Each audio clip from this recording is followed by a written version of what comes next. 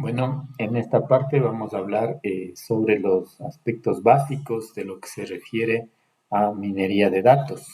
En esta parte es muy importante tener una visión global de lo que es en verdad la minería de datos. En primera instancia vamos a hablar de que nosotros debemos tener una base de datos. Esta base de datos la podemos adquirir de manera manual, con registro, donde tengamos unas tablas para llenar los datos de diferentes variables.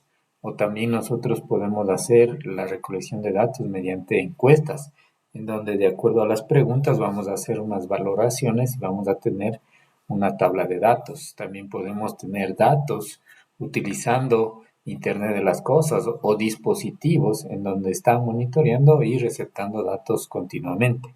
Estos datos se almacenan ya sea en tablas o en bases de datos utilizando algún programa o software propio de base de datos. Una vez que nosotros tenemos estas bases de datos, debemos tomar en cuenta que esos datos debemos hacer una selección, que esos datos debemos etiquetar, que esos datos debemos tenerlos de manera organizada.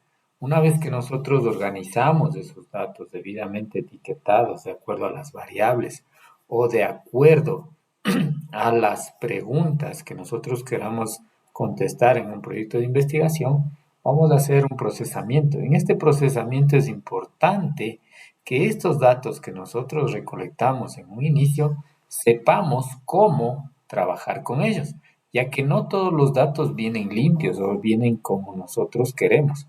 Es importante que en esta parte comprendamos sobre que los datos van a venir faltantes, van a venir erróneos, van a venir vacíos o donde yo pedía un número, me viene una letra, donde yo pedía una letra, me viene un número. Entonces ese es el procesamiento que yo debo realizar y debo controlar esos datos.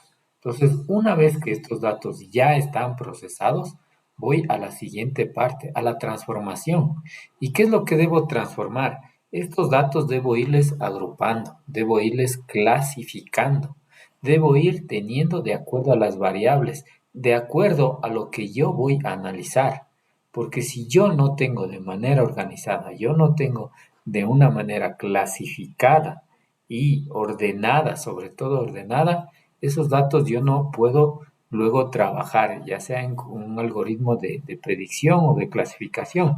Entonces, en esta parte muy importante, la clasificación, el ordenar los datos, el saber y confiar en mis datos que ahora ya están clasificados, que hoy ya no están con datos faltantes, que no tengo datos erróneos, que no están datos en blanco, sino más bien ya que estos datos yo los voy a poder trabajar en minería de datos. ¿Y qué es minería de datos? Es de estos datos que yo tengo clasificados, es poder encontrar patrones, ¿sí? En donde estos datos me están diciendo qué es lo que está pasando en la empresa, en el negocio, en la institución, en donde se esté trabajando con los datos, yo tengo que saber qué es lo que está pasando. Por ejemplo, cada cuánto está ocurriendo. Entonces ahí tengo que analizar las variables dependientes e independientes. Una de las variables independientes que siempre se trabaja o siempre se habla es sobre la variable independiente del tiempo.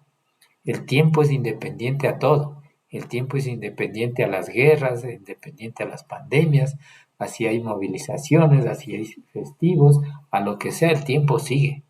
El tiempo, por eso va muy, muy importante este ejemplo de una variable independiente. Entonces, con eso, yo tengo que ver qué es lo que está pasando con los productos cada 8 días, qué es lo que está pasando en lo que respecta a patrones que se están cumpliendo. Una vez que yo ya tengo identificados los patrones, claramente puedo interpretar y saber que ahora yo tengo el conocimiento. Una vez que yo tengo el conocimiento, tengo una toma de decisiones informada. Entonces, con eso yo puedo manejar de mejor manera la empresa.